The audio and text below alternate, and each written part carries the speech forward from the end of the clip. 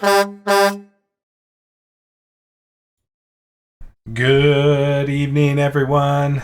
Welcome to the Shufflebus. I'm your host, Jesse, back here as always with my good friend and co-host, Neil. Neil, how are you on this fine Tuesday evening? Good. Good. I'm excited to have some top 8 matches here. Me This too. Is the best time of the season. I enjoyed the Swiss this season. I had a lot of fun on the Swiss games matches. Are fun, but this is high stakes ashes here. That's right. It's for all the marbles, as they say.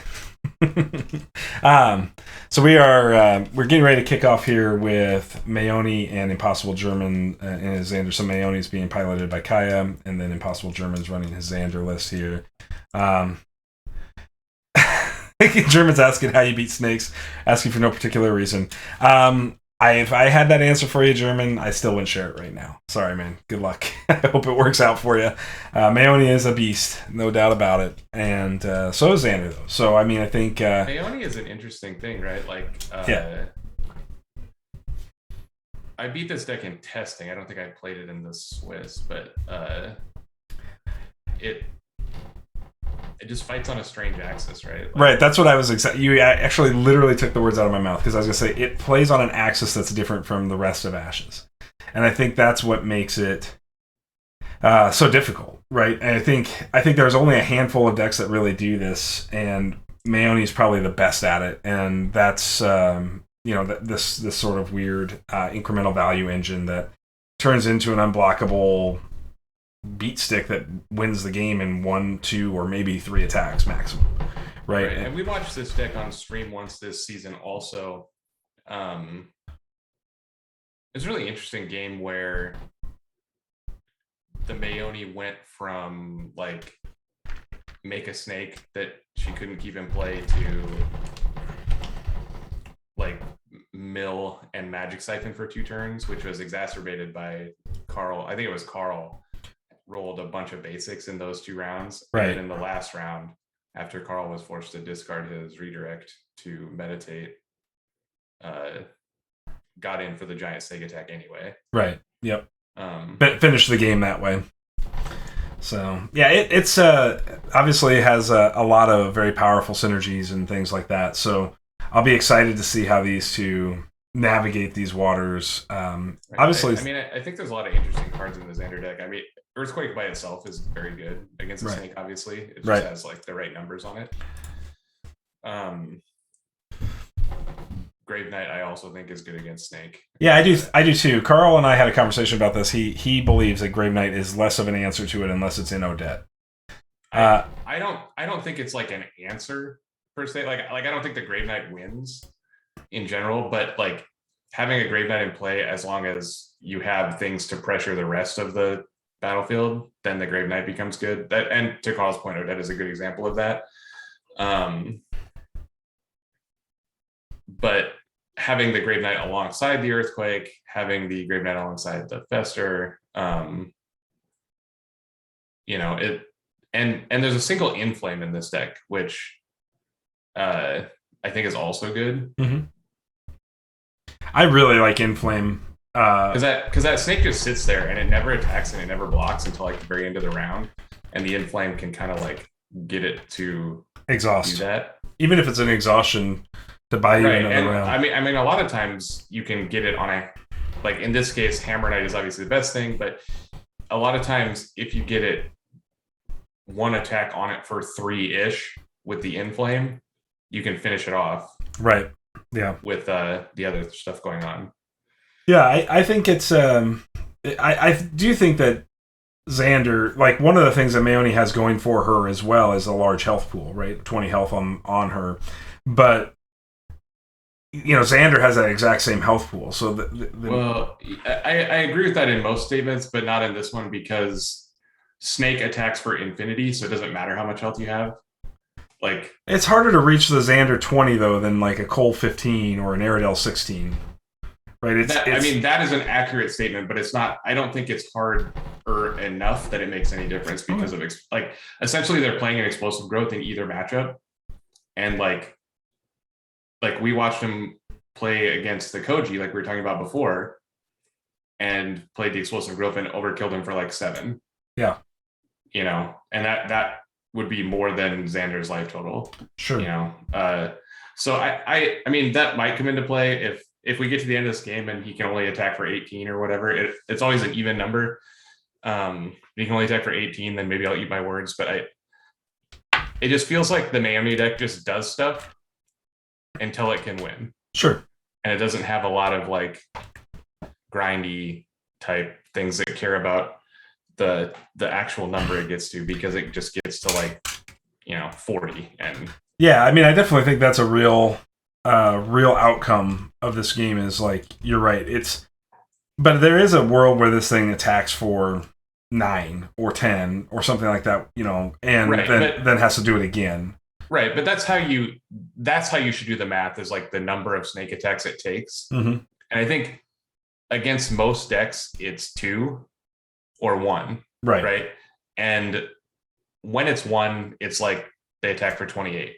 When it's 2, they attack for 10 twice. And in both those cases, it's Xander's the same as any other. Absolutely. Yeah.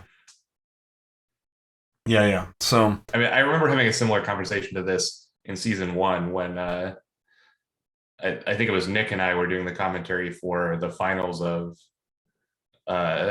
Carl versus Stefanos, also a 20 life Phoenixborn.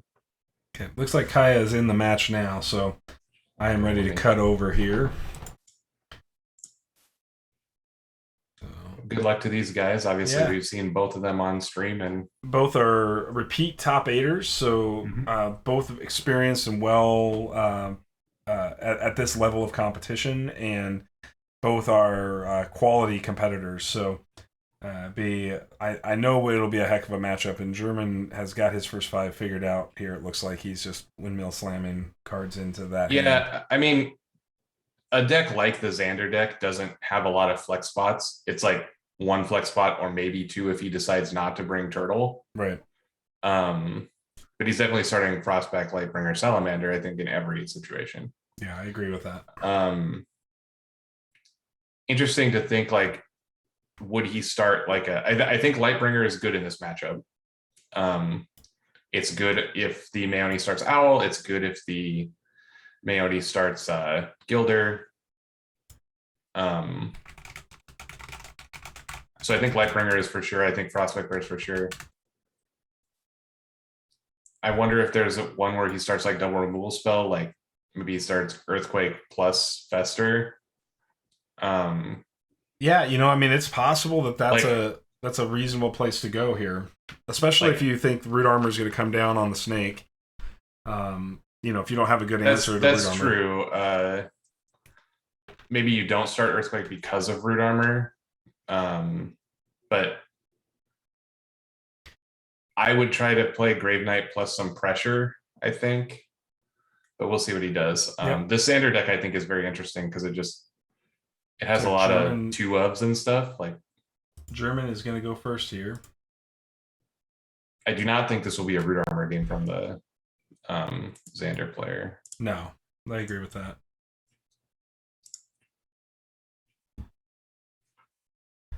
All right, so German, right off the gate, meditates double Earthquake in pure Impossible German fashion. Yeah.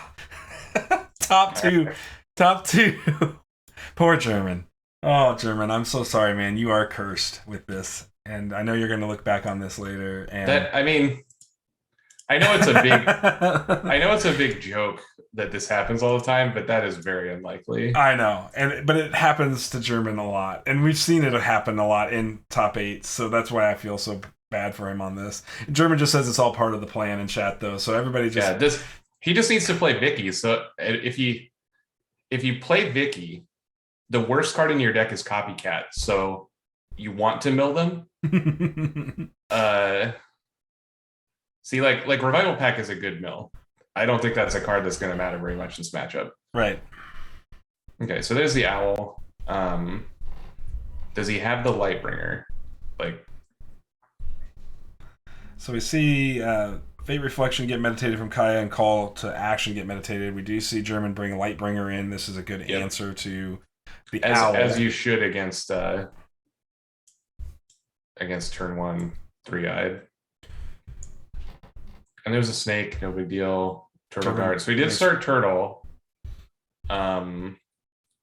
I like the turtle guard because the it's a big enough unit that it doesn't sort of give the snake free status tokens, right? So there's the turtle guard play. I don't know that I like the turtle very much. Okay. Like it just. Well, you're definitely I don't know. You're definitely gonna get him now with the 3-eyed owl because you could bring a Lightbringer here and the snake could attack for 0. I think that's what's going to happen. Yeah. He just plays Hammer He Knight. just jams a Hammer Knight. Okay. See and the last card is and he played Root Armor. All right. So I didn't think this was going to be a Root Armor game. Yeah, because of this specifically. The Guilt Link. And he didn't start the Monk book, and the Guilt Link is in play. Like that's very. This is why I don't think the turtle is like great. Yeah, I mean, turtle is okay. I know turtle is part of German's plan as a whole for Xander, so it's possible that this is still an okay start here. But I mean, German has shown his entire first 5. He's down to 1 dice remaining, so he has just put the threats on in play and said, "What are you going to do against me here?" My issue with the turtle here is a couple fold. He's not really protecting anything. Oh, you got a Frostfang. And you'd think he'd be like he's not really protecting anything from the Frostfang even because of Command Strike. Here's the Command Strike immediately. Right. There. Yep. Okay. And if your opponent starts Guilt Link, don't you want the Salamander book really bad? Like, yeah, I would have wanted that for sure. This I'm sure is just going to be a 3-eyed owl attack here. Although you could attack with the Frostfang just as well into the Turtle Guard, I guess, and force the block of the Xander. It's not looking like super favorable for German here, but he attacks with Owl into Lightbringer, so I doubt you'll see a counter there. Yeah, that Owl was honestly that's about as good as the Owl's going to be after he. I admit that the Root Armor was good against the Owl. Like he did make the Owl do nothing this turn essentially. But what are you gonna do about it? Ate up the. What are you gonna do about the snake here? I mean, nothing. Yeah, you can't. His last card is Gilder. I assume anyway. Since he's showing the book text plus the activation. It would make sense. So we're gonna see Lightbringer attack. Wonder why you didn't just. I guess you want to try to get the Phoenixborn guard, but you're not going to get the Phoenixborn guard here. Yeah, that's a weird attack. I wonder if he was just fishing for main actions. Or like, but see, that the Phoenixborn guard specifically is another reason I don't like the turtle. Because when you start Hammer Knight, you want to pressure the Phoenixborn guard. Mm-hmm. And so not only is it worse against Guilt Link, it's worse against pressuring guard because it can't attack. Yeah. And like maybe it blocks one of these. It can't block Frostfang very good. It can't. It does kill the Frostfang back, I guess, and you're like up a dice, but it's going to get to the point very quickly where it can't block the snake very good. Mm-hmm. Yeah, I agree that. I mean, obviously, Kaya didn't start the Hypnotize Snake, but that's. I mean, if this turtle goes down, like you can't really even attack because you turn the Guilt Link on and your Hammer Knight's going to die. Kyle's deck, I don't think ever starts Hypnotize. It's at least in all the games that I've watched him play, which is probably like 4 or 5, including the one that I played against him during testing. Mm-hmm. He plays 2 Hypnotize on purpose because he plans on drawing it later in the game. Because it just in round 1 it does nothing. Right. Like you're never going to activate in round 1. You don't want a 2 dice deal to Phoenixborn, right? Like that's bad. Yeah. Yeah, this is an interesting first 5 decision from German here, but they do pass into round 2, so the Hammer Knight does survive, and Kaya decides don't need to pressure here. Don't need to. And you'd think the Root Armor Hammer Knight would be winning, but he actually is down a couple dice going into down 1 card going into the only real interesting thing here for Kaya is that his battlefield is full right now. So he just uses the Owl immediately to discard a card from German's hand. And German discards a fire archer. Yeah, it's likely that we'll see that just get Xandered back. I hope he doesn't have to do that this round, because that would be a very weak play in round 2. Sure. But we'll see what goes on. I mean, this is really rough for him because he can't make a bear, it'll die. So what can he do? Okay, makes a Lightbringer. Yeah, this is going to force the Gilder to attack. He could attack with Frostfang. I mean, yeah, I don't think that's very good. Honestly, like maybe you attack with Snake. You just like attack Lightbringer with Snake. That's pretty dangerous because you could block with the Hammer Knight. Well, I guess you attack can't. Lightbringer. That's true. Yeah, that's true. You attack Lightbringer with Snake, see if he blocks a turtle, and nothing really happens. I would venture to guess. Yeah, I'd venture to guess he's going to command strike with this Frostfang on the Turtle Guard. It makes a really like poor blocking situation for Lightbringer. I mean, it's possible Lightbringer still puts a damage back, but then the Hammer Knight's just going to get guarded and guilt linked. So yeah, so here's the command strike, which was exactly what you said, and I think this is fine. I think he could have just attacked with Snake, and it would have been okay. Saving the command strike for the bear when it's made. Right. I'm assuming Xander's running some Festers here. Yeah, he's got the 3 Festers. That's the only thing about the attack with Snake that's difficult. So he actually chooses to play around that by attacking with Frostfang, and I like this play. I think I do too. I think you got to be, as the Xander player, you got to go ahead and guard that.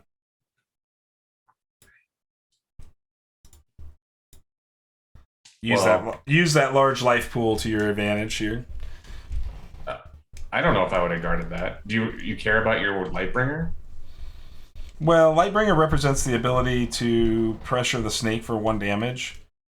So we do see Med 3 here, and he loses Molten Gold Fire Archer and Grave Knight, but does bring up a Sympathy Turtle and Ceremonial, and follows it with a Raptor Herder. I do like the Raptor. So we're just not going to see an Earthquake this game, which I guess it's like when you mill 2 right away, like you don't know when you're going to draw it, but yeah, when he puts a bunch of 1-life guys in play, like doesn't seem very likely it's going to play Earthquake this turn. No, I have not followed German's play patterns, and obviously we haven't had him on stream this season, so there is the Hypnotize, so Kaile does draw into the Hypnotize. Yeah.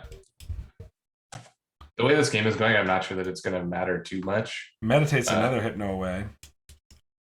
So he drew both Hypnotizes. That's pretty bad. Yeah, I'm sure that Kaile would have preferred to not draw a second Hypnotize here.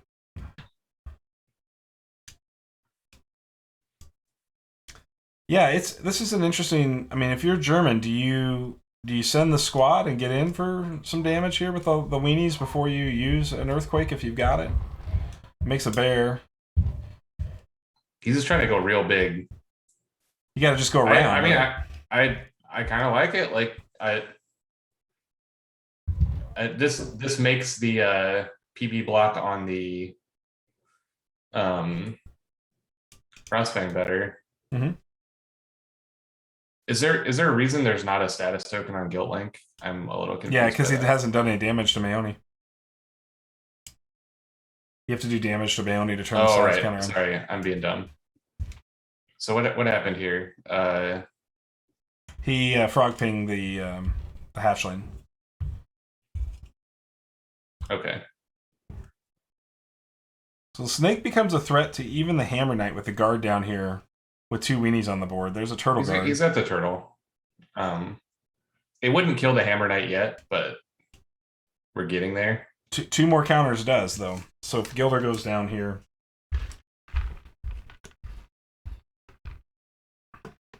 He's got the turtle guard now.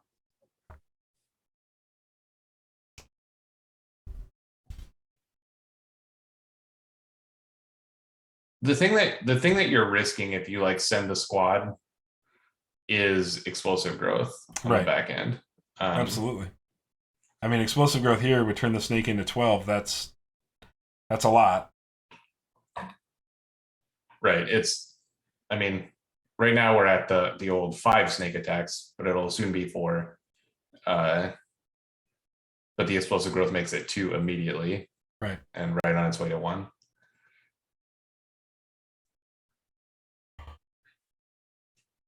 I wonder if killing the hatchling was actually the best play, because if it sort of potentially baits your opponent into making a misplay, and if they do attack all out with the hatchling, your Gilder can block and put another status counter on your snake. You still have just like infinite numbers of ways to kill hatchling, right? So I do wonder if that's a potential. I mean, I think if you're playing the top of the tournament, you should be making the best play and not like trying to bait your opponent into misplaying until you're desperate. And I think Kaya is. I definitely think Kaya is in the driver's seat right now. Oh, for sure. I just wonder if it's marginally better to leave the hatchling up just because it's something the Gilder can block, and the Gilder will die to it, whereas the Lightbringer Raptor Herder, and so he does do the Fire Archer, recover the Fire Archer with Xander, do a point of damage to the Maeoni here with Fire Archer. So if you go real wide, you can fight Guilt Link that way. I guess. I mean, let's see what his attacks look like here. If the snake blocks, he chooses to take either 1, 2, 3, 4, 5, or 5 or 6. No, sorry.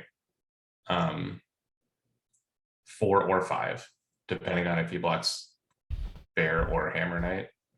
If he takes the full thing, he takes 8. But like, so here we are getting an attack from German here. Just the Frostback Bear. Okay, I think just looking for main actions probably. Yeah, and this is a relatively safe attack because you doubt the snake's going to block and exhaust here, especially when still potentially holding the explosive growth. And to your point, you're pretty safe from Guilt Link right now. Right. I mean, it's still +1 dicing you. I guess it's just like breaking even on the first one because you spent a dice last round. Right. But you definitely rather like if it was me and I wanted to kill your guy, I would rather spend a dice in the previous round to kill your dice this round. So I think the Maeoni is a little ahead after the in the specific trade of Guilt Link for stuff. Sure. I don't disagree. So Salamander book goes out.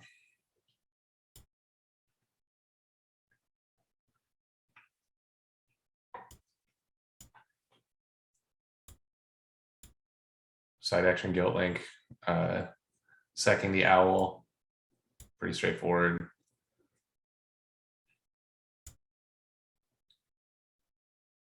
It also gives a battlefield slot for the new Gilder, or potentially the new owl, whichever you think. I think Gilder's probably better. Yeah. Yeah, there it is.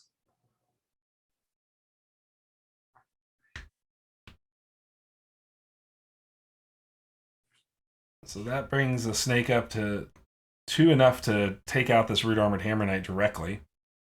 Although you do have to somehow get past this Turtle Guard.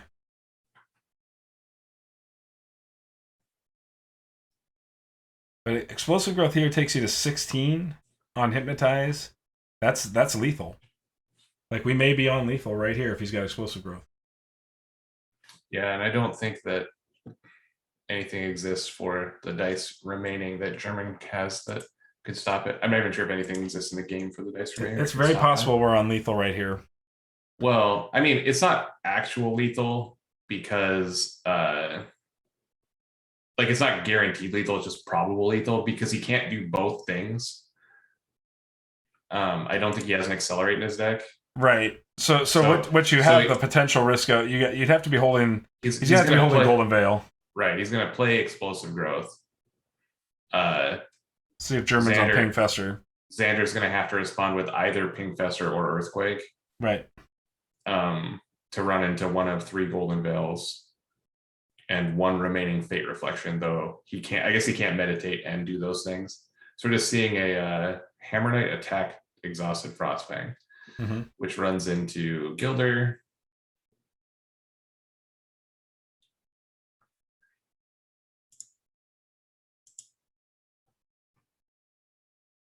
Yeah, I still think he had a window of opportunity if he would have used Grave Knight over Hammer Knight here. I don't think that it matters when you start Turtle. Like, sure. you just There's you the have to hypnotize. be playing. Okay, so he just wants 7 and then Go into the next round. 7 again.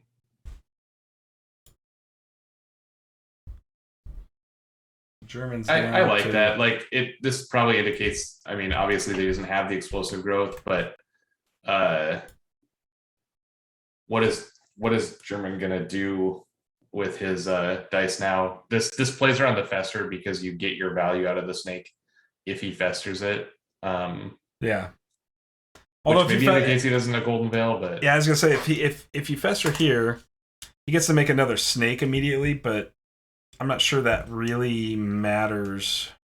it matters some. Like obviously that's like what the deck wants to do is make a snake. So if this snake dies, making the next snake is just fine. It's probably better than anything else he could do. Yeah, Hypnotize is making Turtle Guard look pretty sad right now.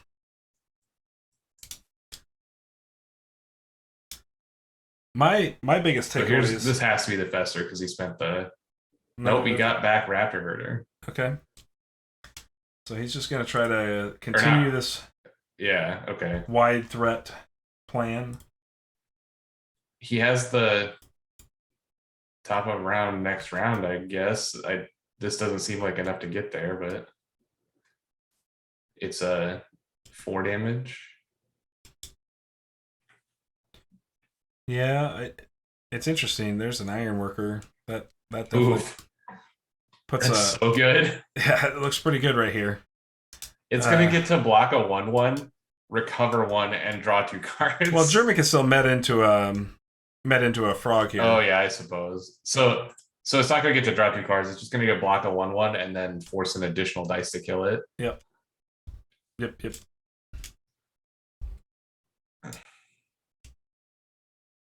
Unless he has the golden veil.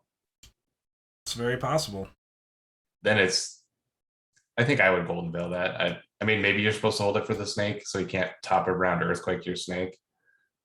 Yeah, that's probably better. I'm not sure you're supposed to play golden veil if he does that, but that would just be something that I would want to do because I like drawing cards. Well, if you're German and you've got 3 cards in hand and 1 dice remaining, you kind of have to be in a place where. So this will get the Gilder block, I'm sure. Well, maybe Kaya just takes the 1. I bet snake takes 1. Maybe. Like what I'm looking at his deck list here. Maybe I'm wrong, but I don't think there's anything where 1 damage is different than 2 damage. Yeah. So Lightbringer attacking snake here. Yeah, Molten Gold's the same, Fester's the same, Blood Chains is the same. Yeah. Guys, just take 1. Yep. There's no point in using your guards on something that's not lethal for the snake. The German does meditate to bring that frog dice up. I would agree with you if it was not damaged already, because then you're saving it from both Fester and Molten Gold. So do you think if you're German, you should have attacked the Ironworker there instead? For 1? Yeah, because either they block and guard, and you get the frog ping on the worker, or you don't. You know what I mean? Like, because he's got 1 more 1/1 attack here, so... I think that if my plan was ceremonial power back Raptor Herd, I would have gone to face with 3 to get the Raptor value, but I don't know. This feels pretty rough for the Xander player right now. Yeah, I mean, there's lots of threats there, but... Because obviously he has a frog ping, so if he can get another damage on the snake somehow, then the frog ping kills it, but... I mean, it's... Right now, Kaya has the opportunity just to take this Ironworker, so Kaya passes. I wonder why you wouldn't... Oh, I guess you don't want to run the Ironworker into Turtle Guard. Right, that was a fine pass. Okay, so here's an Inflame, so this is interesting. Unfortunately, he still has a Gilder and a Phoenixborn card. Mm-hmm. Well, right. Yeah. But this is good for the next round. Top of the next round here. Well, except that he has a frog showing and this guy's going to die in 2-for-1 him. Yeah, that's true. He doesn't have to do that, but he could if he wanted. Yeah, that's tough. He just doesn't have enough guards. Like So now Ironworker's going to eat the things to pressure guard. Because the Turtle Guard can't eat the Ironworker. It's just going to get blocked by Turtle, I assume. Yeah, I would assume so too. Like, I guess if you block with Turtle, he can Frog Ping the Turtle, but do you... Well, the Turtle gets exhausted, so it doesn't take any damage. Oh, yeah, it doesn't even die to Frog Ping. Yeah, so it just forces the Frog Ping on the Inflame Herder or the Hatchling. So I think if Inflame was your plan... Inflame Herder, yeah. Yeah, I think if Inflame was your plan, though, like, you could have done what you just did there without the 2, knowing that Gilder was up. And... So the Snake is now lethal. Right. So Xander has to do something right now with 1 main and 1 side to not die. Right. Which, here's the Blood Chains, so we'll see if he has the Golden Veil. Seems highly likely since... Yep. There's the Golden Veil. One of the things you have to really do to Snake is continue to pressure the protections, right? And we just didn't see German do any removal in the first 2 rounds. Right, and that was what Carl was talking about with the Grave Knight. It's like 1 Grave Knight is not enough, as you would see by this board that was produced through this whole game. The Grave Knight would never get the opportunity to eat the Snake, so you have to have stuff going on to deal with the other things in play. Right.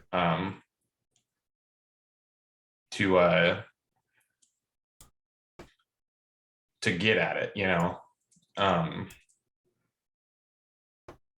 But this, I mean, this Xander deck, like we talked about a little bit beforehand,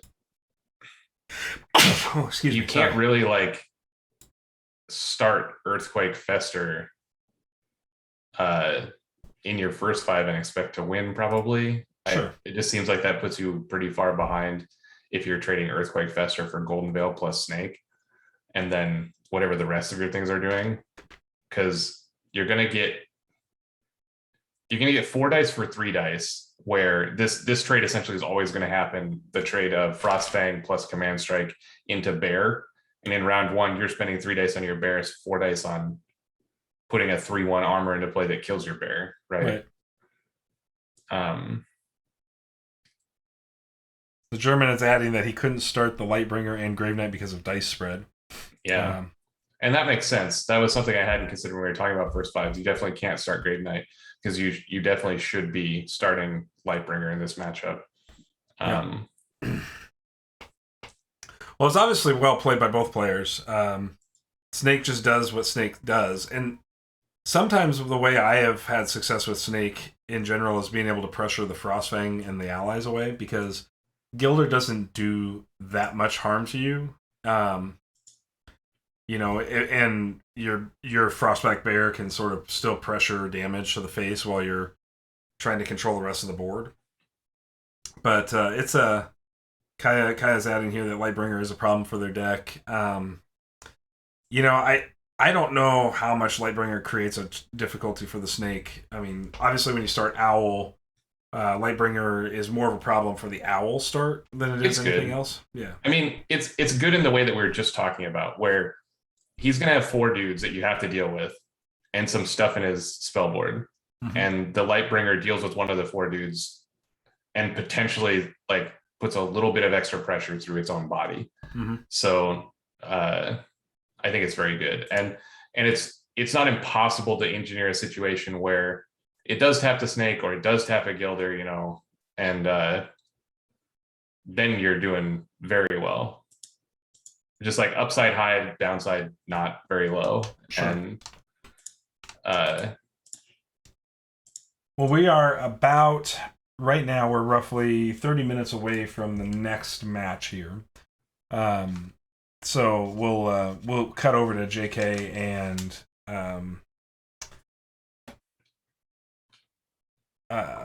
excuse me, KillerCactus. My brain's not working. Sorry, chat. We've got an Odette versus Lulu coming up here soon. So this is going to be a very cool matchup because JK was like close to undefeated, right? Did he end up losing a game? Yeah, he did lose 1. Nobody ended up undefeated out of Swiss here. Everybody suffered at least 1 loss in Swiss. But JK is... I don't know JK's playing history, but is a rookie to Shufflebus, so that's always exciting. And Killer has obviously been a Shufflebus top 8er in the past, and he's played in a bunch of seasons, right? Like I think he's played in all of them. In fact, I could be wrong on that, but so this is going to be interesting to me because this Lulu deck is like the deck that I thought was going to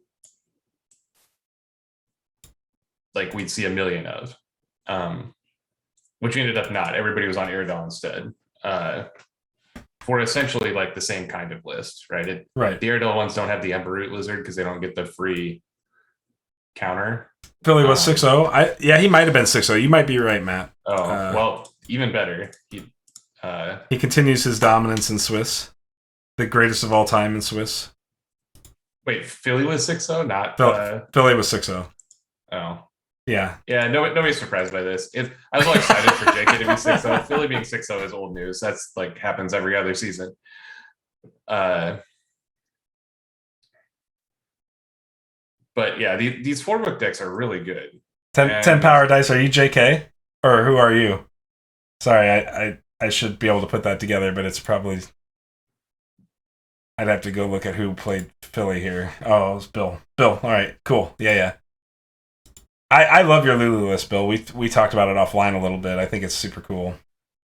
Yeah, and so I'm interested to see what happens with the Odette versus this Amber Lizard Ruby Cobra deck. Mm-hmm. Because I like taking free main actions to get my opponent's threats. That seems pretty good. But I mean, I assume that this is like the matchup that this deck is built for, right? Like, it seems like it. Yeah, it's the kind of thing that Odette usually is pretty happy with. Is when you run across a bunch of O2s on the other side of the board, you kind of get a little excited about that as an Odette player. And the other thing to take into account is this deck doesn't have the full set of golden veils, but it does have 2. And that's like when you play against the charm decks as Lulu, like you just kind of like fire off your barrages and hope, right? Or you don't play them at all. Yeah, I think you have to go for the first, unless you have other removal to threaten or to remove the cancels, right? That's if I see my opponent's snake up, I won't play it at all costs. Right. Like it's just not worth the risk of getting 3 for 1. Sure. Like if I'm desperate, like sometimes you just have to make the play. But I guess if you're absolutely desperate or you're so far ahead that you can't lose, then you can do it. But sure. Very few games of Ashes you're in a position where you're so far ahead you can't lose. It does happen, of course, but very few games does that actually come out that way. So Kaya advances between JK and KillerCactus. Whoever wins this one will advance to play Kaya, who we just watched on stream in the previous match. And then we'll have the top of this bracket with Philly and Zizaros, and then Matt and Bill on Thursday night. And so we got another Lulu Odette matchup. Lulu got paired up against both the Odettes here in top 8. And then Philly is on Aerodel, and Zizaros is on Aerodel as well. I'm trying to remember. So. I think he's Aerodel as well. So we got an Aerodel mirror. Because I have the list of. So the Odettes do dodge themselves until they get to the top 8 if they make it through. Zizaros is on Xander. Xander, okay. So this was the second Xander that was in here. Yep. So, I mean, one Xander eliminated from top 8 tonight. Congrats to ImpossibleGerman on a fantastic season. Played extremely well throughout the whole season, obviously, to get to top 8 and our most competitive field yet. And yeah, I mean, he brought the Thunder here in the top 8, but it just wasn't enough for the Snake, who can just create a sense of inevitability and do it really quickly on top of that, which is what makes Snake so powerful. Yeah, against a deck like that, like the Snake is going to be huge. Yep. Yep. Okay, so just kind of breaking down this Lulu Odette matchup a little bit, maybe going a little bit more in depth here. We've got kind of the typical like you were saying, 4-book sort of Lulu here, right? With this plan. Right, it just gets to play Ember. This is a version of the deck that like I tried to play, but found to be difficult when you're playing 3 books that have a book tax in round Right. 1. Though obviously he did great with it, so maybe I was wrong. But his first 5 is going to be 2, 5, 7, 8. So 8 dice in books in round 1, and then what else do you start? Well, you got 1 dice spent on Lulu ability, makes you 9. So you've got 1 die remaining. So it could be a choke here for Odette to take her off of Enter the Fray round 1, which would be a pretty solid start, I think. Or you can Blood Chains if you think you're going to get behind on board, but generally 4 books don't. And you can also just play Raptor Herder here. You've got the battlefield space still. I think probably Raptor Herder is better.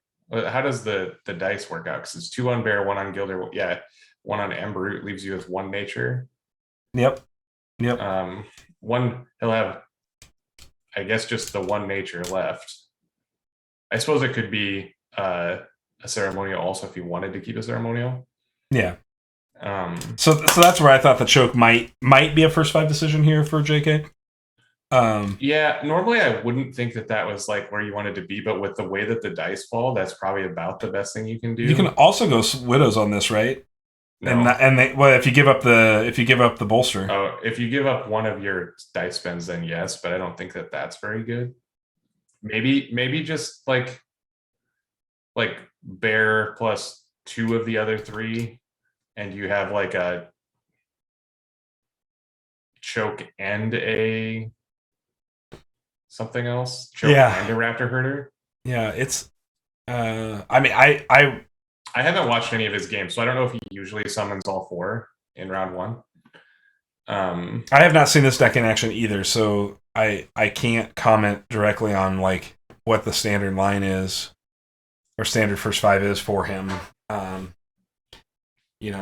That's just going to be a thing here. So, God, this Odette deck looks really difficult for. Well, I played this deck as my pairing for my round 6 pairing, and just got absolutely worked by it. Well, I'm talking specifically this matchup. Like, mine, I guess I was reading this wrong. He doesn't have 3-eyed. I was going to say 3-eyed is really good against the 4-book decks. Right. But he's got 3-eyed, so he's just got Bear, Gilder, Mindfog Owl, and he's using the focus effect on Mindfog to get free charm powers, it looks like. And he did that to me a few times in our matchup. The card that really gets you is Call to Action in this Odette. Yeah, this is KillerCactus's Kaya. So he runs Call to Action in this Odette list, and it turns out to be a very, very powerful card. I like that card. I mean, one of the benefits of cards like Call to Action is that when you load up on reactions, or just cards that tend to sit in your hand for a long time, they all get better when they're like essentially shown by the same dice. So like the best example is like something like Flash Strike, Backtrack, Fate Reflection. Sure. But also like Call to Action, Golden Veil, Sympathy Pain is like a good package, I think. Or Redirect. Sure, yeah. So when they're like that, they get better together, you know. And this deck only has a 2 Golden Veil, so he's not like super loaded, but you're gonna be in situations where you sit on this stuff and you're going to put your opponent in the situation where they're going to have to think about playing around multiple things. And obviously Call to Action, like, and Golden Veil don't overlap almost at all in how you play around them. Yeah, no, you're absolutely right. And he might start the Ice Trap in this matchup. I thought he might start it against me, to be honest, because I have the 3-1. for 3 and the hound. It looked like you it can't do it to hound, right? That's right. That's what untargetable. I remembered after I was thinking about it for a while. I was like, oh yeah, the hound can't be targeted because Um, ice trap doesn't actually kill. it targets the unit that. Yeah, it doesn't not target the unit. Is basically what the trick there is. So, but So if I was gonna guess, it would be something like Frost. Obviously, the 3 books, so that's 7 dice plus ice trap is 8 plus. Sword of Virtue doesn't look particularly good here. Well, sword. So he first fired a sword against me and then used it just to untap bear, and that ended up being which is good. fine. I think that I would like potentially start generosity. Do you have enough charm for that? German saying in chat, man, I really wish I'd put on a better show. Guilt Link, a card I've downplayed a lot, really threw me for a loop on this one. Guilt Link is a really weird card, man. It's card's extremely good. Yeah, it's super good. It is very unique. Yeah, and it makes it very hard to play a standard line of ashes. And actually, I have beat Guilt Link decks just on the back of Grave Knight, just getting in for like, kill a unit, do a point of damage, kill a unit, do a point of damage. And it's a really long and grindy game, but that doesn't allow the Guilt Link to turn on, which is fantastic. So, but obviously you couldn't start the Lightbringer and Guilt and or Grave Knight, as you said in chat. So, yeah, Guilt Link is bonkers. I think that if it was me, I would start book, Ice Trap, Generosity, and I would have a dice left over, which either is a nature ping or maybe I could play a dice off of the generosity if that's the mode that I get. But the generosity is good against the potential choke start from my opponent. It's also just great as second enter the fray in this matchup if he doesn't start choke. And like you essentially, if you start generosity ice trap, you just have 3 of his 4 guys covered immediately. And I guess if you put him on starting herder, maybe you start a Nature's Wrath, but it seems like if you have a million enter the phrase already, that you don't care so much about that because you have a Gilder. I don't know. It's hard for me to figure out. Like, this might even be a matchup that he starts the Hammer Knight and not all 4 books. This is the problem with Odette, is that you're like, oh my god, I just get crushed by Enter the Fray, so I have to start a Knight. And you're like, oh my god, I just get crushed by Sword of Virtue, I can't do anything. Like, that was how I felt playing both Odette decks this season.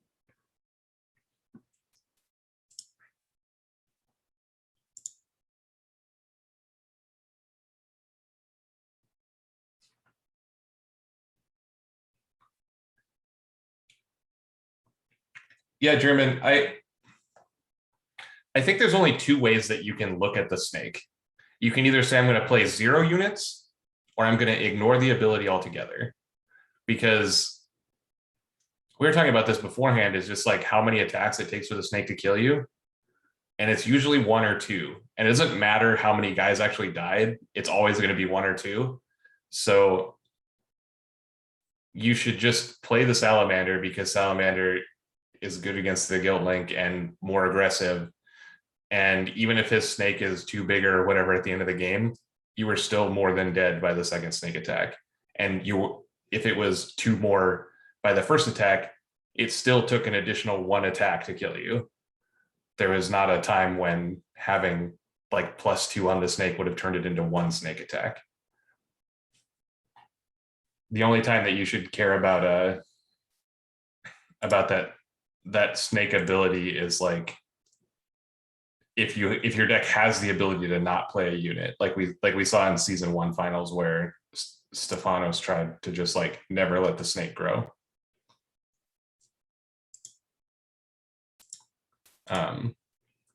So yeah, I was very confused by the turtle, but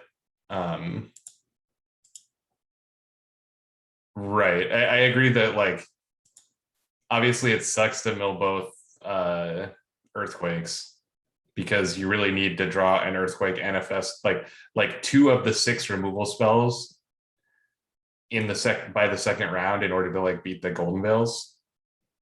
And you just drew none, so it makes it very hard.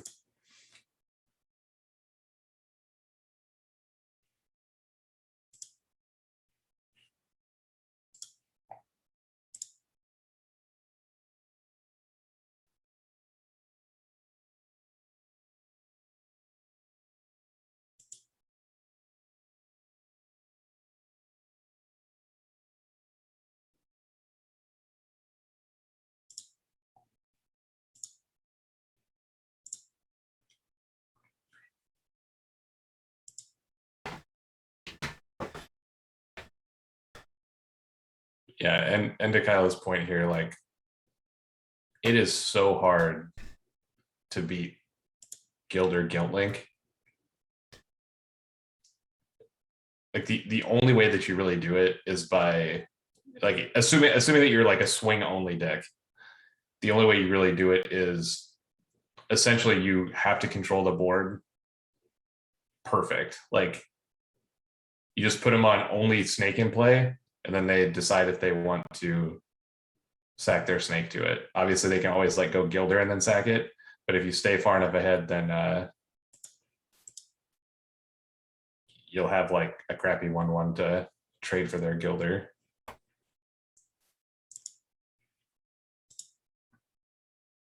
I didn't think it was boring at all, German. I thought it was interesting. That's just how Maeoni games are. Like it, if you think that watching Ashes is exciting because you see like attack, then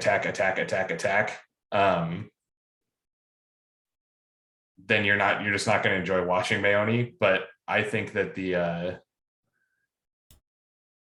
games involving Maeoni are very interesting because it's not the common race. Like you're racing and your opponent's racing, but in a different way.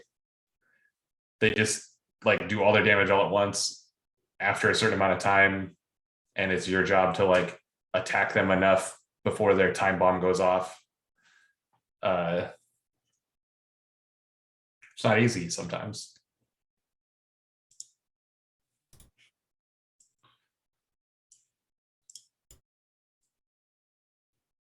Yeah, and it doesn't even have to clear, right? Cam's saying the snake just clears and crushes, and then it's just not a normal style game. Like Hypnotize just says you don't have to clear at all. Like you just go.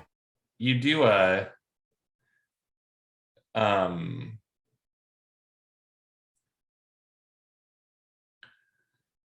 you have to clear stuff. Like obviously you need some stuff to die or whatever. Is Maeoni S tier yet? I mean, I think Maeoni will continue to always be good. Like very, very good against decks that are not good against her. Like, I think that if the meta shows that I think it's just too easy to like play a bunch of removal spells and overwhelm the Golden Veils, right? Like you have to be able to play around Golden Veil, but if you just play a bunch of removal spells, then Maeoni is very beatable, right? Like, well, Maeoni, what does Maeoni do if she runs into redirect on the other side? Right, like attack again later, or like, well, yeah, but I mean, it like puts a lot of pressure to play around the redirect. Like, yeah, it's just a meta thing, right? Like, she's always going to be a bugaboo. Like, I think she's always going to be good, and she's going to beat decks that are not good against her. And if you go into a meta where there aren't very many of those, then sure, yeah, she's always going to crush. I don't. Looking at the top 8, like, I'm not sure how many decks actually have an answer for you. Yeah, I mean, I think it's very it's very possible that Maeoni wins a third Shufflebus, and I think the fact that it was done by a different player other than Carl, because we know Carl is an extremely good player. Obviously, Kaya is an extremely good player as well. But I think that we had seen a bunch of Maeoni in season 1, and it didn't do very well. and that was a meta full of removal with River Skull not being chained. So I wonder if to some degree, if the snake got kind of a ninja buff because Skull's not in the meta. I think that Snake also is like at least 1% better now after the printing of Backtrack. Sure. Because the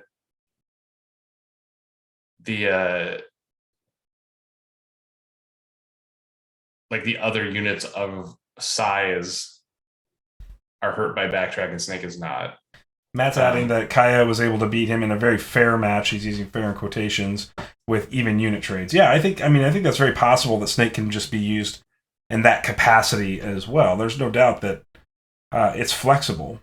Yeah, I mean, I played against Kaya's, and I don't know if you remember these games, Kaya, but when we played in testing prior, you beat me while I was playing Auric, which we talked about how, like, the Auric deck and the Maeoni deck both kind of sit there and charge up, but the Maeoni deck kills you better. Mm-hmm. Then I think we split games playing where I was playing Creepers, and then I beat you once playing a random deck that had a Gornrock Brawler in it. I would imagine Gornrock's pretty difficult for Maeoni to deal with. It's very good against Command Strike. What we talked about after the match, and Kaile had said that match specifically made him wish that he had the third Fate Reflection. Yeah, I mean, I also think that just there wasn't as much Fate Reflection in this meta as I thought there would be. There's still a lot, right? There's still quite a bit. It's not as much as you think, though. Let me pull up some stats here on this.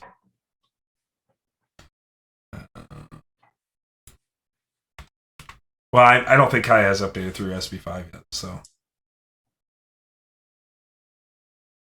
Well, this would be the first season that has it. So if there are some, then it is. If there aren't any, then it's not. The card counts are updated through SB5? Okay. So, Fate Reflection. Fate Reflection had 23 copies out of 44 decks, so 12 decks had it. So roughly, let's just call that 25% of the meta. It's 27.3%. Yeah, I mean, that's a lot, right? Like, and you have to remember, you have to take into account the number of decks that aren't playing time that can't play it. Like, right. A lot of those decks probably would have liked to have played it, but can't because of color restriction. Sure.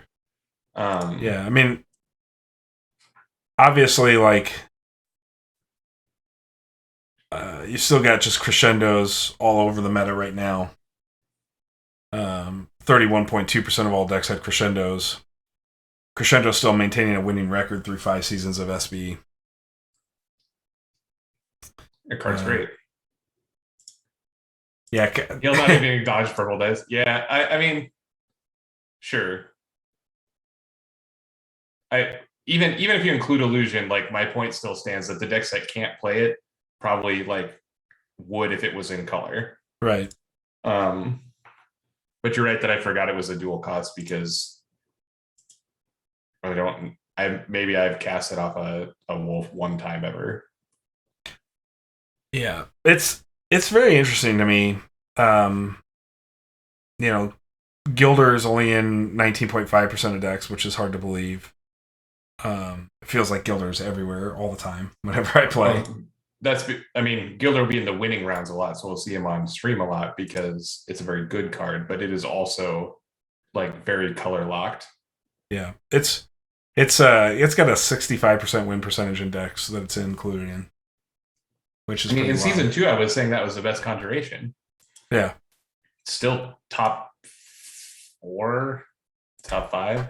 Yeah, that'd be a fun practice for us to do once we get out of season, is to do a tier list of conjurations and allies, separate from one another. Obviously, they're 2 separate tier lists, but it'd be kind of interesting to see. I don't think allies would be very fun because there's just too many. But the conjurations are fine. Yeah. But it's rough because like we don't know when we're going to get the Tristan and Diamona sets, and then it's just going to be all turned over again. All right, we are all set for JK and KillerCactus, Neil. So if you want to get in here.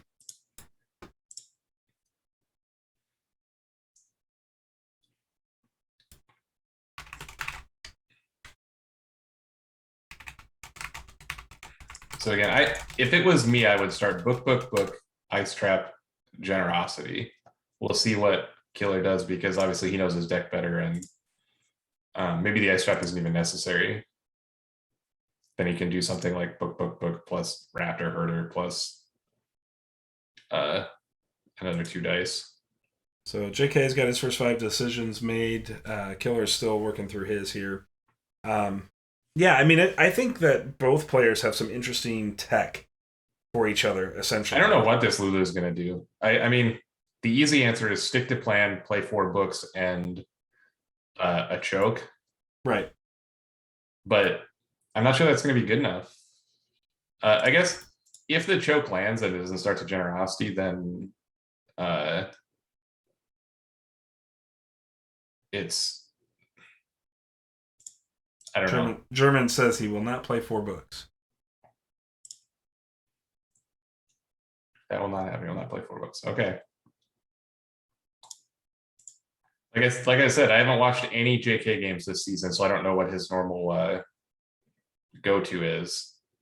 It is possible not to start the Mindfog Owl because you've got 3 copies, so you can sort of draw into it. The Lulu does not for the fireworks. I'm talking about the Lulu starting 4 books. Yeah, no, that's the what Lulu I'm only talking has 1. I thought the Lulu had 3. You're right. Lulu doesn't even have Owl. It's right. Lulu has Cobra. My bad. Okay. My bad. All right, so we get started with JK going first here.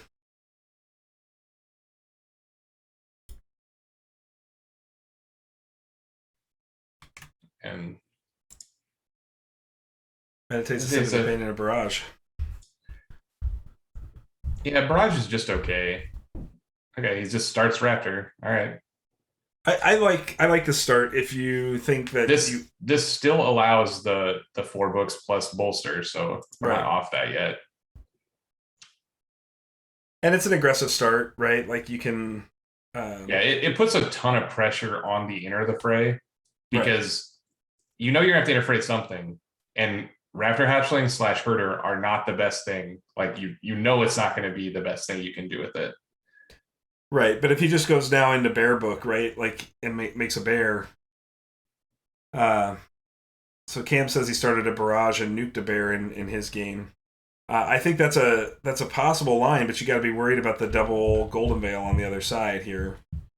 Yeah, I mean, if it was me, because we just talked about like what I would first buy, I would not start Golden Veil in the Odette deck because I just wouldn't think you'd start a Phoenix Barrage in this matchup.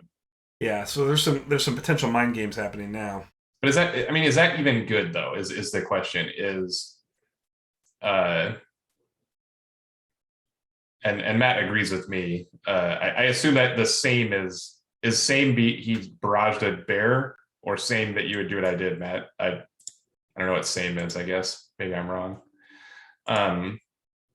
Same was at Cam, so he did the same play. Okay, so he just shot bear. Is that good? Ooh, Blood Archer out of the gate. Spicy. Gonna take this Raptor Hatchling, I would assume. I would kill the herder, I think. Yeah. Yeah. The herder attacking Blood Archer is bad. Yeah, because you can still enter the fray this Hatchling if you need to. You just leave it alone and enter the fray whatever 0-2 he makes, I think. This. Whoa! On the back end of Widows. Crazy explosions. I said he might start the Widows, remember? I said that might be a start he would take. He doesn't have a nature ping up, so he does have an ice trap for one of the Widows. So yeah, the ice trap was one of the cards. Obviously I got the Blood Archer way wrong. Yeah. He does still have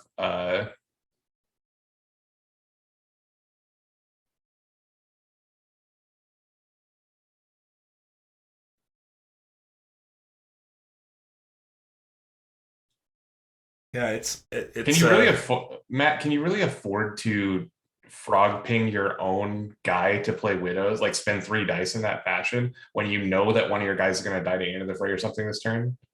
Obviously, it was better because it got the Blood Archer, but so this is definitely going to pressure that Odette guard. You want to have to save us? guard. Yeah, you have to guard here. You don't want your Blood Archer to get eaten by a Sleeping Widow.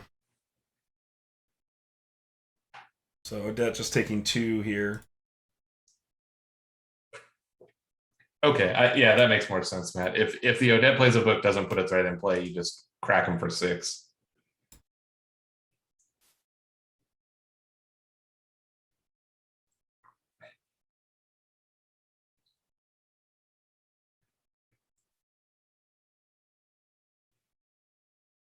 So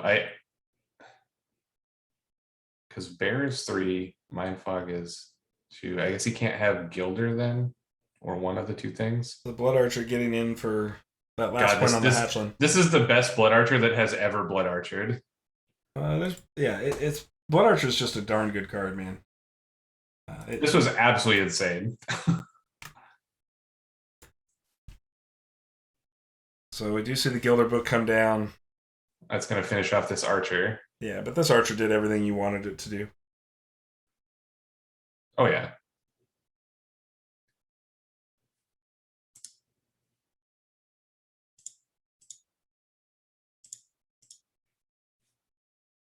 So, see Med, most likely to play Frostback Bear. I think Odette's on their 3 books now. It can't be on the 3 books. He can't play. I mean, I guess he could just play the Gilder book and not activate it and just make Bear Owl. But he doesn't have the dice to play all 3 books and make all 3 summons. Cactus did meta away a Regress and a Gilder.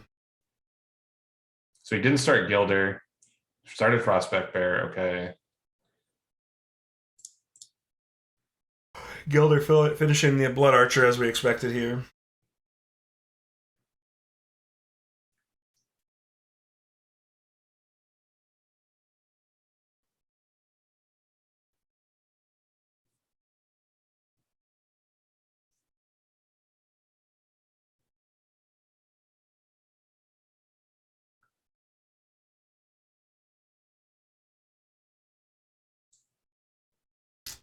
So, I mean, when in doubt, play a bear, Neil? Is that what we're going to get here?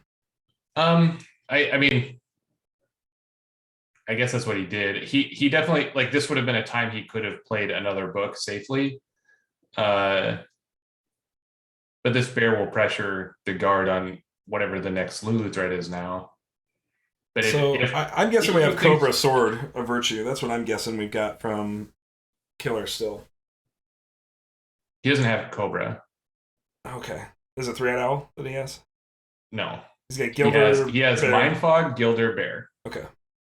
So here's the Frostback Bear from this side, leaving 2 dice, which is potentially the Ember Root or just Cobra plus Bolster. Yeah. He is showing the snakes. Did he meditate for that snake? I don't remember. He did not.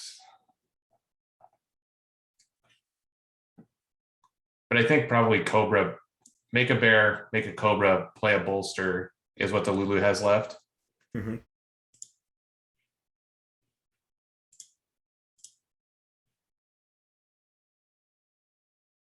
What did he frog ping? He didn't frog ping anything, did he? I don't know. I didn't. Oh, remember. He frog pinged.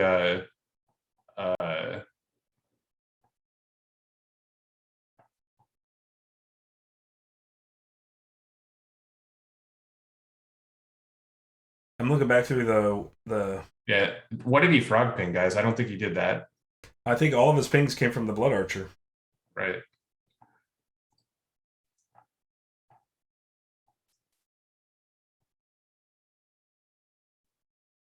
Because the JK played the Raptor Herder, Cactus played Blood Archer, put 1 wound on the Raptor Herder, that made the Widows, Ice Trap killed the Widows. Odette took 2 from the other Widow, Blood Archer killed Hatchling. Lulu takes 3 from the Blood Archer. JK plays Gilder, which kills the Blood Archer. Yeah, I don't think there's been a frog ping here.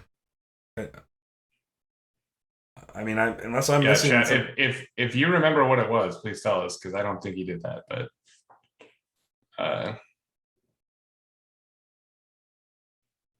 there's Frostback Bear from the Lulu.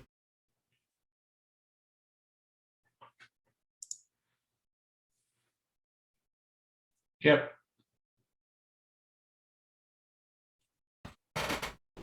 That was what I thought too, Matt. 3 for Archer, 3 for Bear, 1 for Ice Trap. Still has Enter the Fray up, so he can kill this Gilder. That seems very low impact. Yeah. Especially, I guess it allows your Mind Fog Owl to slip past, and you still get damage on the bear if your opponent exhausts bear. That takes away the bolstered bear. I think with 1 card left in hand, that is likely something you get. Oh, I guess he's doing it anyway. I don't think that I would have done that. Because I says bolster the Gilder and make Odette bleed. Yeah.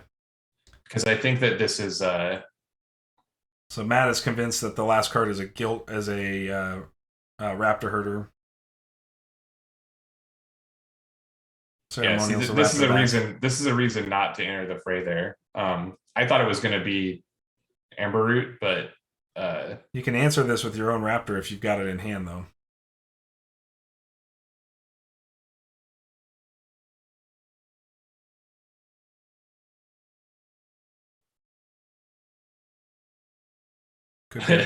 Matt says it's a Wrath. Nature's Wrath would be sick. Yeah. It'd be absolutely unfair.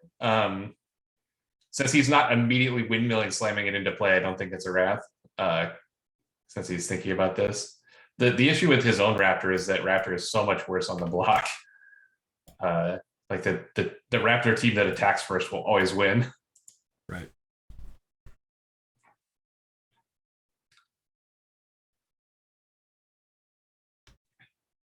This is a pretty awesome round 1. Like, not at all what I thought it was going to be about, but no, we credit to JK knowing that like his Enter the Fray matchup is awful if he just starts either of the 0-2s. Yeah, with the exception of Gilder, he did play the Gilder, but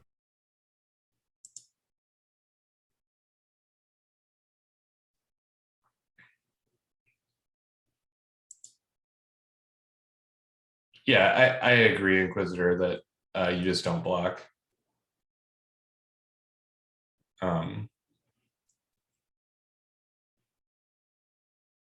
he makes a Mind Fog, leaves up Charm. So now what the hell is this?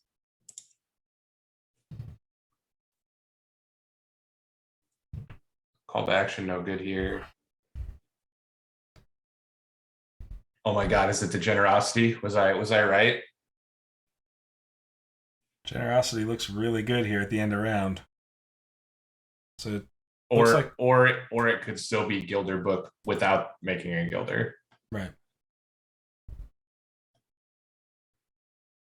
Do you trade 5 for 4 here? I think you can, right? It depends on what that last card is. If that last card is Generosity, then you definitely can, because you can just then eat the hatchling, and you're in the driver's seat at the start of the next round for the bear Mindfog Owl.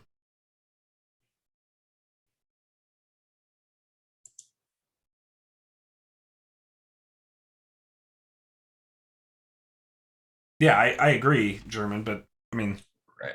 I think that I agree. I think that I would trade 5 for 4, even though I'm on the losing end. My life total's higher, and if it is a Generosity, like, you're going to get the heal most likely. Okay, he's choosing to block.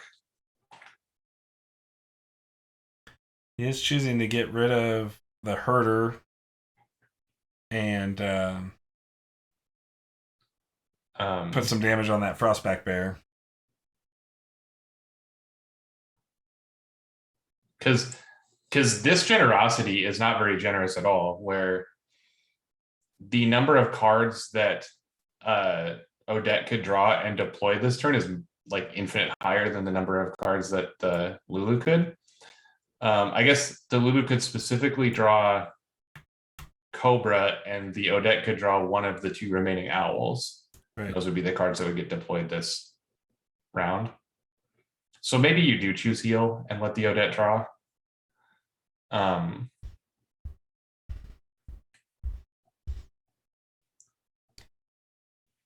It is the generosity.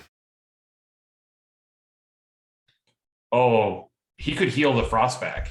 Yes. That's really good. Yeah, those blocks are really bad if he doesn't choose heal here. And so is the Odette going to choose heal and heal his own Frostback? Yeah, I think if you have generosity, you're not supposed to block because you don't want to let him re-up his Frostback bear. Yeah, so he just removes 2 wounds. So he chose heal for himself. The reset is bad. So he's going to draw. And then the Odette's going to get the reset too. Oh my god. Not very generous of this Odette.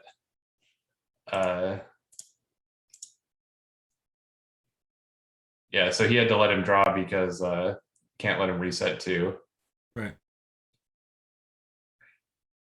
Did you draw the Mindfog Owl book? Oh, okay. So it wasn't the massive blowout. Going into round 2 here.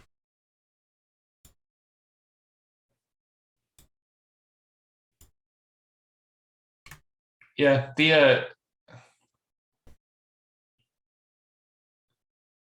I think the Lulu is a little bit up, but the Odette going first is probably going to clean that up. Because the Lulu has, I guess a Widow is 1 dice. It's like one and some amount of dice. Because you have to take into account the sum of the value of the thing that died, but not all of it because it traded for something that your opponent did. So we just see enter the fray right away, killing the Widow. The Widow, okay. All right. Odette takes 2 off of that. Why wouldn't you kill the bear if you're going to kill Widow? Oh, okay. He said it was supposed to be bear.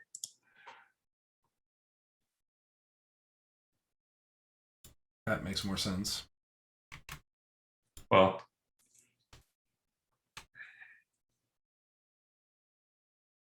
honestly, it's very possible that actually the Widow was correct. Why is that though?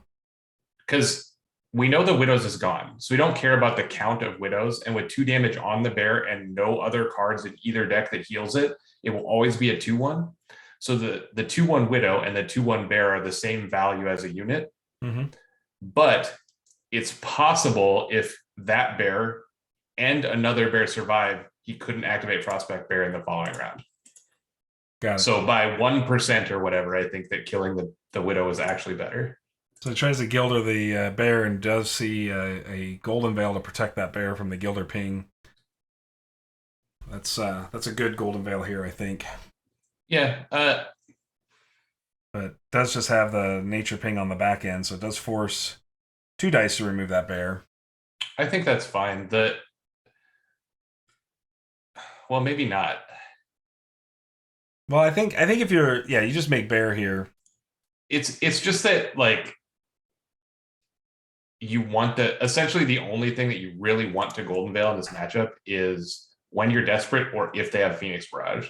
Right. So I'm not sure that you shouldn't just hold the Golden Veil 100% for Phoenix Barrage. Well, he definitely would have taken quite a bit of damage to the face, just because the Gilder, Widow, and Hatchling would have been able to attack, so that would have enabled that. So we do see Phoenix Barrage to kill the bear. And now the blowout. Yeah. Yeah. And this is why I think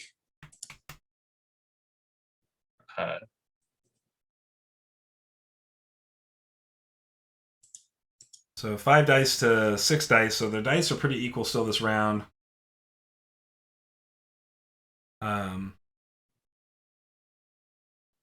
So and we're pretty close. I mean, it's currently 12-12, so the health pools are very similar right now. Yeah, I mean, both of them having the 4 cards in hand means that this 6 dice, like that the book / Phoenixborn activation difference is not going to be as big a deal because there should be cards to play. Right. Because Bear is greater than Mindfog Owl now because we're past the book decks portion. He's going to make the Mindfog anyway because it's like still good. Mm-hmm. But in general, having the Lulu bolster available and the Frostback Bear up versus just the Mindfog would be better. But we just have to hope that it doesn't meditate away his last Golden Veil, so no more Golden Veils, no more protections. There's only one Phoenix Barrage left. Right. So there are lots of pings still, I guess. Yep.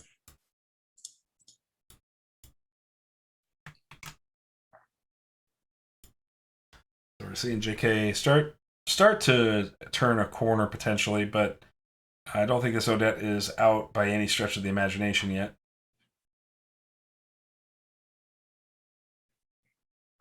It's another frog ping. Mm-hmm. Hammer Knight. Okay. I do like the Hammer Knight here. I imagine you got to ping the Raptor Hatchling away at this point, or the Fire Archer, I guess. Both of those are potentially good pings. I would do it if I didn't have anything else to do in the 3 cards. But having the Hammer Knight up makes his attacks a little awkward. Does this deck have Fester? Yes, Inquisitor. Second Barrage would be very good. Second Barrage would be probably the end of the game. He has 2 Festers. Obviously, I'm sorry. The Lulu is what I need to be looking at. Yeah, the Lulu has the 3 Festers, so maybe the blocks aren't that great. Yeah, I think you got to be... Plays Cobra Book. Yep. This is very good for him. Obviously, can't make Cobra now, but just having like a free main action, like a see what you're going to do main action, that increases the power level of his future turns. Mm-hmm. Because I don't think there's any way he's going to be able to bolster. And obviously, if he does bolster and Barry, he's still going to have cards in hand. So having cards that you can play for free is really good. Hammer Knight attacks Gilder here. I'd imagine this will get a Lulu guard. Depends on how he values life total, right? Because he knows that he's winning on dice. Yeah. So he doesn't think that he's going to lose the burn race. Which there are 3 Molten Golds in the Odette list. That's it.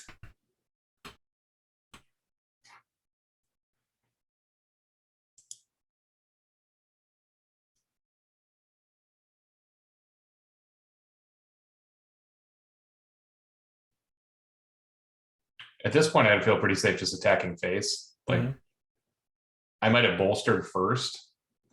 I still think he's probably holding a Hammer Knight or wants to make that bear. He's got 1 Hammer Knight, but yeah, I think if you're on make bear plan that you should be on bolster here before you attack. Yeah, but you can bolster the bear and get in for 3, so it's kind of the same. It's the same except that this block is available. If he bolsters the Fire Archer and attacks, then the Owl doesn't have good blocks. Sure.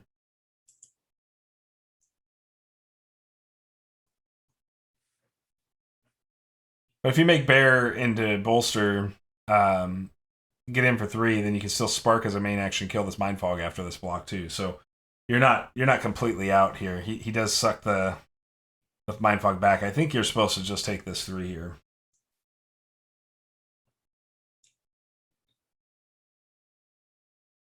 Yeah, I think you're supposed to take the 3 because you want to be able to, when he makes Frostback, you want to be able to attack it and ping it because the guard is down.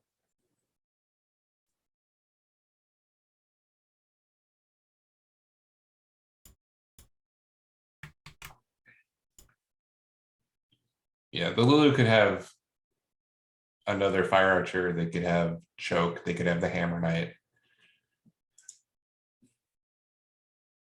They could have Fester still. Oh, just wants to make Raptors. Well, you can make Raptor into bear, but you're not going to get very far with that just because of the nature ping that's up. Still a ton of pressure. Like, oh yeah, for sure. Just making the 2 guys like puts you so far ahead, and you're attacking top of round 3. Mm-hmm. I almost think I'd leave the bear.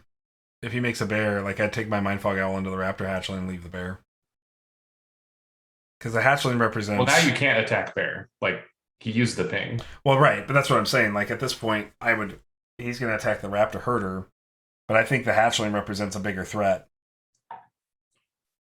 I think this is fine because this saves you a life, and we know that the bear, like, that he can't kill the bear. So this removes a unit from play, saves him a life now, and the bear could kill the owl either way if he chose to do that. And Sure. two on Odette is just up to JK whether he wants that or not. So it's going to come down to how much burn does Lulu draw here in the bottom 17 cards. So he discards. So he's definitely digging. He discards the Ember Root Lizard here. And yeah, Ember Root looks bad now. Like, it's just unnecessary. For sure, Inquisitor. 1 Molten on the pile, 2 Phoenix Barrages, so 3 cards out of 17. He's got 2 Final Cries and 3 Sympathy Pains.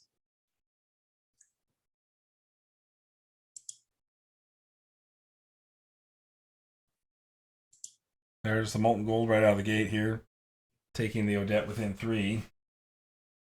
If final Molten Gold is there, that will end the game. Yeah, I mean, it's very unlikely this Molten Gold it could be, but like, even if it's just one of the 6 remaining 2 damage, like 2 of the 6 remaining 2 damage spells, or one of them plus a Fire Archer, like, that's good enough. Yeah. Also, one of them plus this attack is enough. I mean, you can easily do a variety of things here if you're JK. Right. Like, the most likely case is that he has Sympathy Pain just by the numbers, I think. There's 1 gone. So if that's the case, you just meditate to Snake and attack with everything. Get through for minimum 1, and then he's dead, essentially, to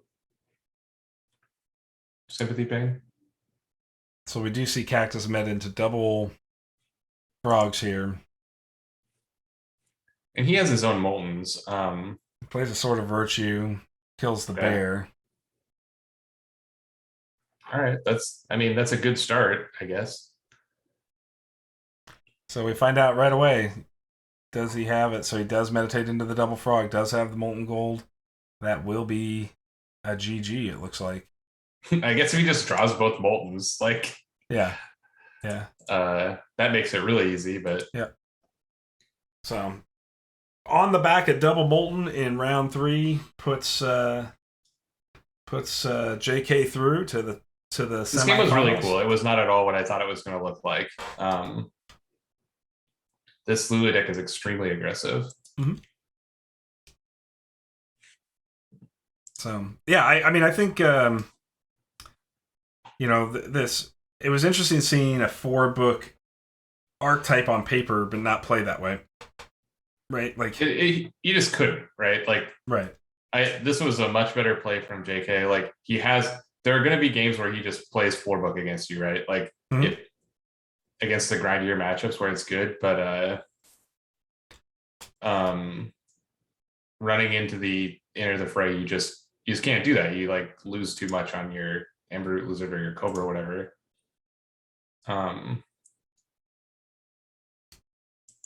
Kaya and Cam are saying need that Vanish, right? And Kaya's saying Vanish meta. The ability, German says, the ability to get critical mass of burn like Brennan, but without losing board is a real sweet spot. Yeah, I mean, certainly Lulu plays a different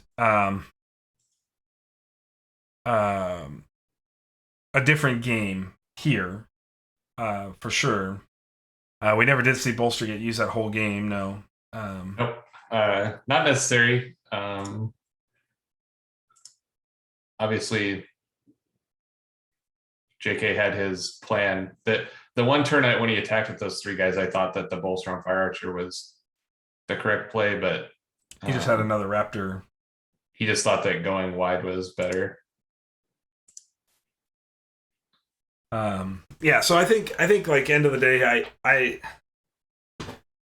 don't, I think that Lulu can do some powerful things, and we talked about this quite a bit, that Burn may be potentially the best meta type going into this season, and we've seen it quite a bit. I mean, I've lost most of my games to Burn this season, and it really does come down to packing some anti-burn tech. And so what does that look like? Well, that's got to be, it's essentially heal. Just Butterfly, right? Or heal, because Butterfly can be played around if they're Burn. Like, they don't have to do anything about the Butterfly. The thing about it is that heal is not good against this deck, I don't think.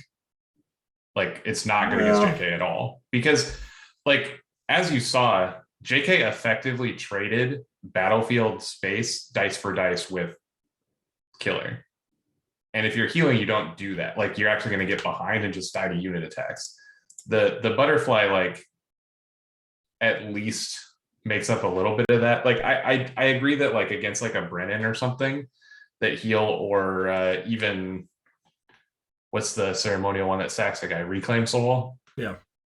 That those cards are good against the Brennan types that are just all burn, and to German's point, the Brennan deck usually slowly grinds itself out of battlefield pressure. But cards like heal are just not good against a deck that puts 3 or 4 or 5 units into play, because you're spending a dice to do nothing against the board that is building up against you. Right. I know that there were 2 Molten Golds played, but there was 10 damage done by attacks and 8 damage done by burn in this game. Yeah. I mean, this is definitely this follows a very similar play pattern in line to what my Season 3 Odette was, where it was just swing damage with burn as a reach component on the back end, right? Just mine had Frostbite and Molten Golds, but it's a very similar approach with with the Sympathy Pains and the Final Cries and Molten Steel. Yeah, right? He did not draw enough Nature's Wrath in this game for sure. Yeah, Nature's Wrath looks pretty good against this. He only has 2, which I think is okay, because against a lot of matchups, you think that the Enter the Fray is going to shore up your matchup against the decks that Nature's Wrath is good against. But the way that JK played this game, and you can see here, JK in chat right now just said he tested the 4-book open, but it felt too slow. Which I agree with. I think you just get crushed by Enter the Fray, and you get especially crushed if he starts Enter the Fray plus Enter the Fray plus Generosity, right? Yeah, that's what I was gonna say. The Enter the Fray plus Generosity was really rough on a 4-book open here. So, but the Widows was sweet. The Raptor Herder, we kind of thought he had. It was either going to be, if he started 4-book, it was either going to be Raptor Herder or Choke. But yeah, it was rough that he blocked that attack and then played Generosity, and maybe he didn't have a choice. But putting 2 damage on that bear before playing Generosity was just put him in a rough spot.